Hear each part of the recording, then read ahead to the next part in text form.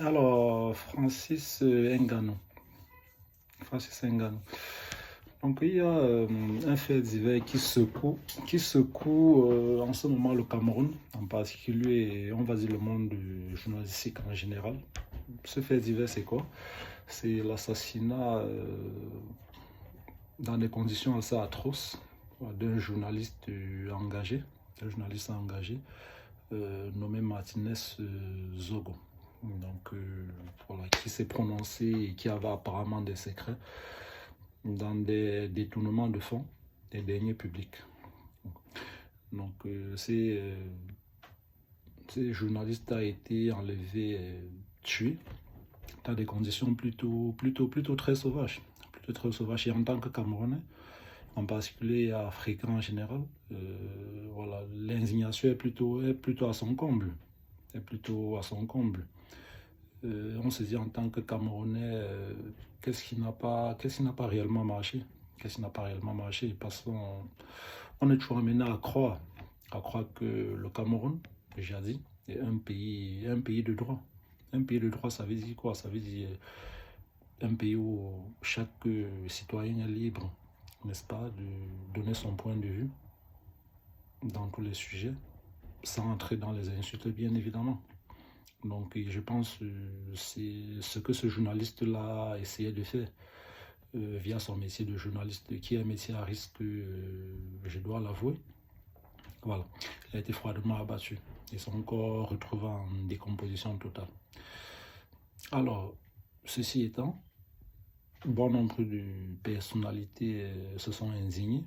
Je vais citer par là la diva Lady Ponce, qui a écrit un long post depuis New York, où je crois qu'elle a un concert assez émouvant. J'avoue que quand j'ai lu cela, ça m'a beaucoup frappé. Il y a Clarisse Fosso, justement, il y a Richard Bona, pour ne citer que ceux-là. Et quand on parle du Cameroun à l'international, on parle des personnalités comme Samuel Eto'o, qui ont brandi, n'est-ce pas, le drapeau camerounais à l'échelle internationale. On parle notamment de Francis Ngannou, dont j'ai fait une vidéo d'ailleurs ici concernant son départ de l'UFC, qui est parti de rien et qui a hissé justement le drapeau camerounais aussi au sommet du monde. Donc, ce qui est assez frappant dans cette histoire d'assassinat, c'est justement le manque de prise de position, n'est-ce pas, de ces personnalités camerounaises. Donc, je vais m'attarder ici sur le cas de Francis Ngannou. Francis Ngannou, qui est justement ce garçon qui est né dans une famille très pauvre, du côté de Bassier, à l'ouest, je vais me répéter, à l'ouest, et qui a, après la séparation, si vous voulez, de ses parents, ou bien le divorce, travaillé dans une mine à Bassier, c'est-à-dire dans des conditions assez rocambolesques, justement pour subvenir voilà, au bon vivre de sa maman. Et par la suite, il est parti à Douala, Francis Ngannou, dans la capitale politique, dans la capitale économique, autant pour moi, du pays, où il travaille comme chargeur, c'est-à-dire ceux qui mettent les bagages sur les camions qui font des longues distances. Et il a toujours eu une passion pour la boxe anglaise, notamment il est fan, voilà, il a une icône qui s'appelle Mike Tyson. Donc, et dans sa quête justement de réussir dans son domaine, il décide de traverser pour arriver en Europe via la mer. Voilà, tout le monde sait. Et il arrive ici, justement, Francis Ngannou, il dort dans la rue à Paris. Et il est pris par une entreprise qui fait dans le social, qui est à côté du MMA. Le MMA, c'est une entreprise qui est dirigée par MMA Factory, autant pour moi, par Fernand Lopez, qui est un Camerounais. Et il est marqué par justement la corpulence de ce Camerounais qui fait 1m93 quand même. Donc Francis Ngannou commence à s'entraîner gratuitement justement dans ce MMA. Donc nous pouvons dire merci à Fernand Lopez en passant. Voilà. Donc Francis Ngannou commence à faire des combats justement en France et tout. Et il signe en 2017 dans le plus grand voilà, championnat des arts martiaux mixtes, l'UFC, aux États-Unis. Donc il perd notamment contre le champion en place, Stipe Miocic. Voilà. Bref, ça c'est juste pour situer le contexte. Donc Francis Ngannou qui vient voilà, du bas peuple, connaissant la misère du peuple, c'est-à-dire il a pris le risque de traverser la mer, la Méditerranée, pour avoir des conditions meilleures. Et à ce jour, il y a un journaliste qui est froidement abattu, des conditions vraiment atroces. Parce que justement, il était engagé et il voulait une meilleure condition humaine au Cameroun. À noter que le SMIC au Cameroun est de 32 000 francs CFA et le litre d'huile est de 1750. Vous vous imaginez un tout petit peu. Et qu'à ce jour, je crois 1 ou 2 semaines après, de la mort atroce de ce journaliste, que Francis Ngannou ne se soit pas prononcé. C'est dérangeant. C'est vraiment dérangeant. En fait, j'ai voulu trouver des circonstances atténuantes à Francis Ngannou, qui est un athlète que j'apprécie vraiment de par son parcours, en me disant, ouais, non, chacun a ses réalités. Peut-être Francis Ngannou, il vient de quitter l'UFC, il est un peu occupé et tout. Mais, est-ce que mettre dans ses réseaux sociaux RIP Martinez Zogo serait de trop demander à Francis Ngannou?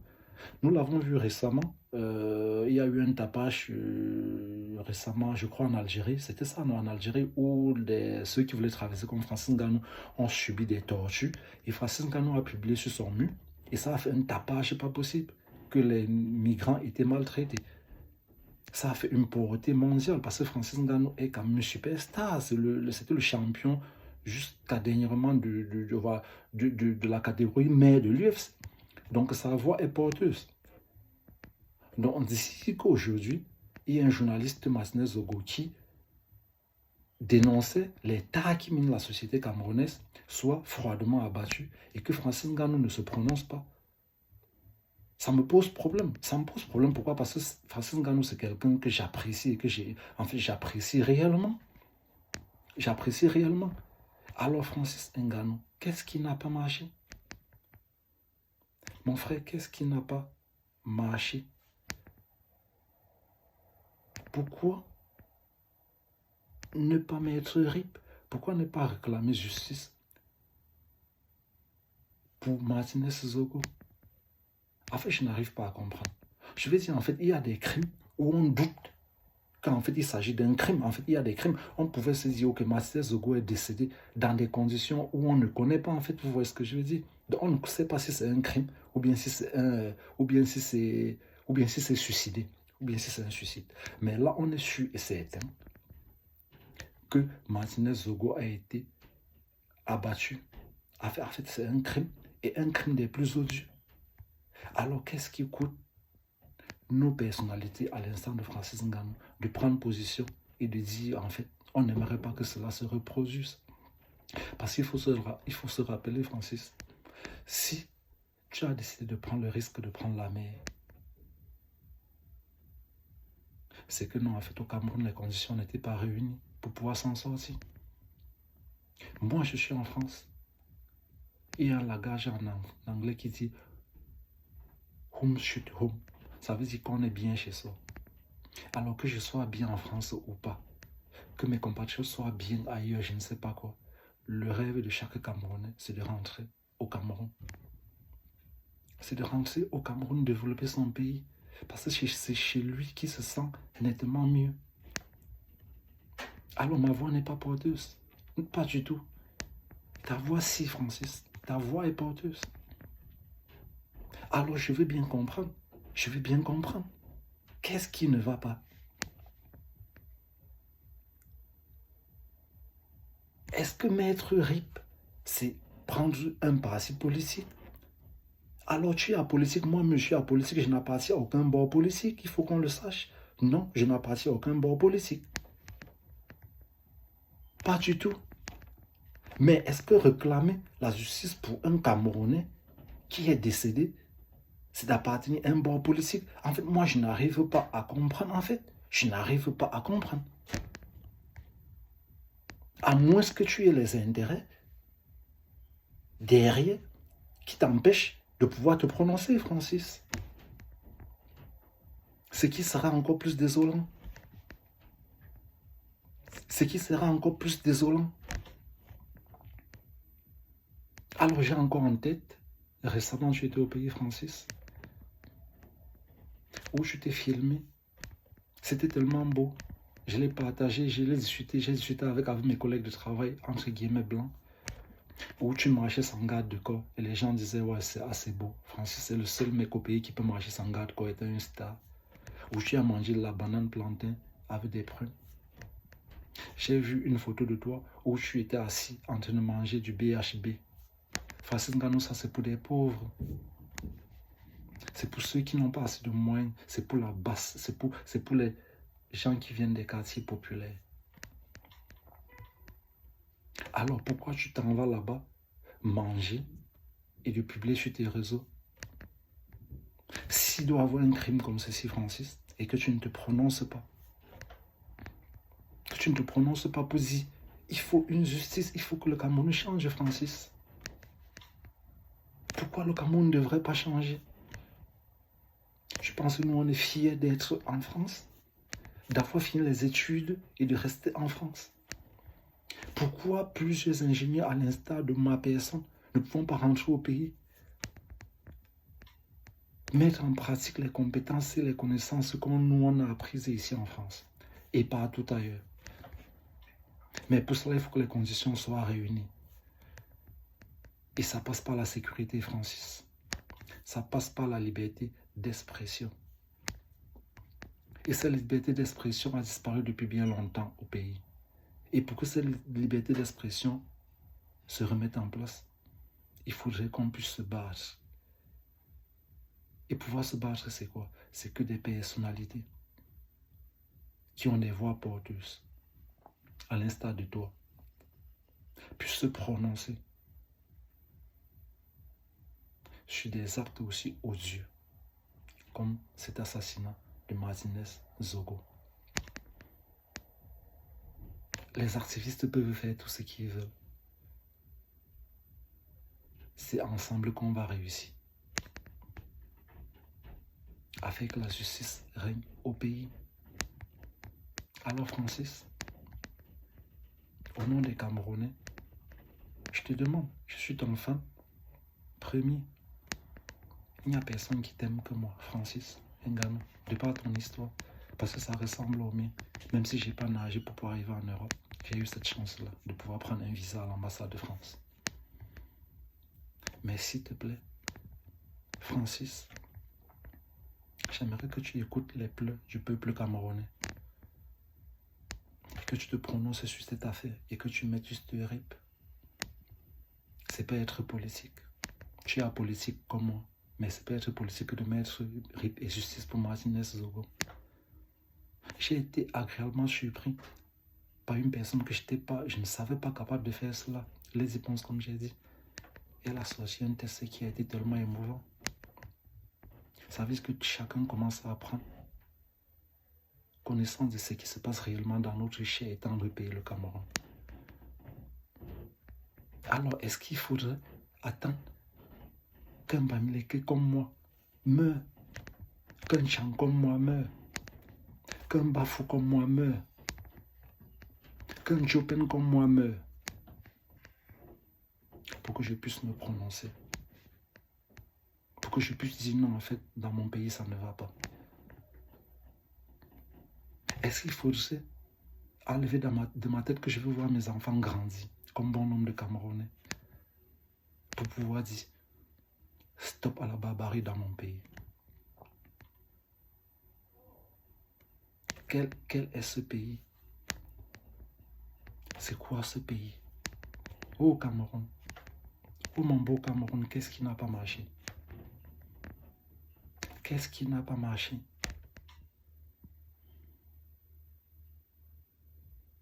Tous les Camerounais doivent quitter le Cameroun.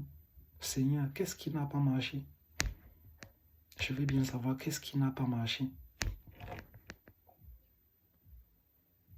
Est-ce que nous devons prendre l'avion pour retourner dans notre cher et beau pays et avoir la boule au ventre parce qu'on ne sait pas ce qui va arriver à l'aéroport? Parce qu'on a cette crainte d'être arrêté à l'aéroport, parce qu'on a osé dire que non, en fait, on veut les conditions meilleures dans notre cher et beau pays. Est-ce que c'est normal, non loin d'arriver à l'extrême, de gifler notre président de la République, Monsieur Paul Biya, comme l'a fait un Français ici à Macron, il se balade librement? Non, le Camerounais est bien éduqué. Le Camerounais est un garçon intègre, une femme intègre, et qui ne désire que de meilleures conditions pour lui et pour sa progéniture. C'est tout ce qu'on veut. On ne demande pas plus que ça. Être Camerounais et garder le silence face à ce crime, ne pas couler une larme, qu'on soit fort ou quoi, c'est qu'on n'a pas de cœur.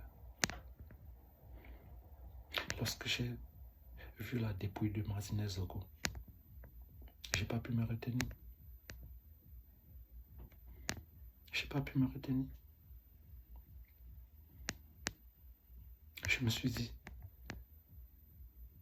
et si c'était mon frère, si c'était ma soeur, si c'était ma cousine, est-ce que je garderais le même silence? Parce qu'aujourd'hui, chacun est calme. Parce qu'il s'est dit, non, en fait, ça n'arrive qu'aux autres. C'est pas dans ma famille.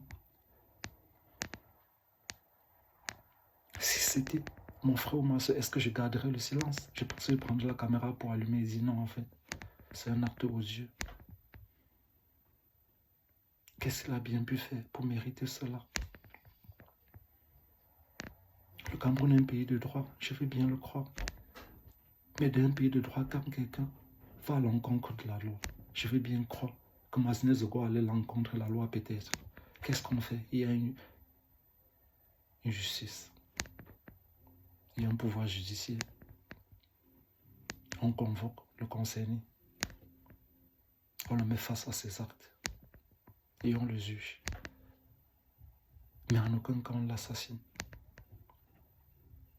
Et même si à jamais on l'assassine pas dans ces conditions aussi monstrueuses que ça. Alors Francis, est-ce que tu n'as pas vu? Est-ce que tu es devenu aveugle subitement? Est-ce que tu n'as pas vu ce qui se passe dans ton pays, Francis?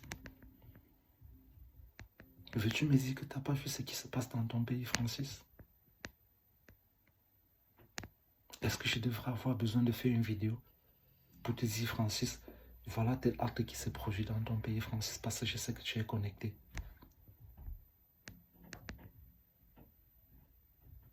Alors, s'il te plaît, Francis, montre que tu viens du bas peuple. Montre que tu connais le prix de la baguette de pain. Montre que tu connais le prix du tas de macabo, du tas de plantain, du tas de la patate au marché populaire. Montre que tu as fait partie de ce milieu-là. Et montre au peuple, au monde entier que ça ne va pas dans ton pays. Et qu'il faudrait que la justice règne. C'est tout. C'est tout, Francis.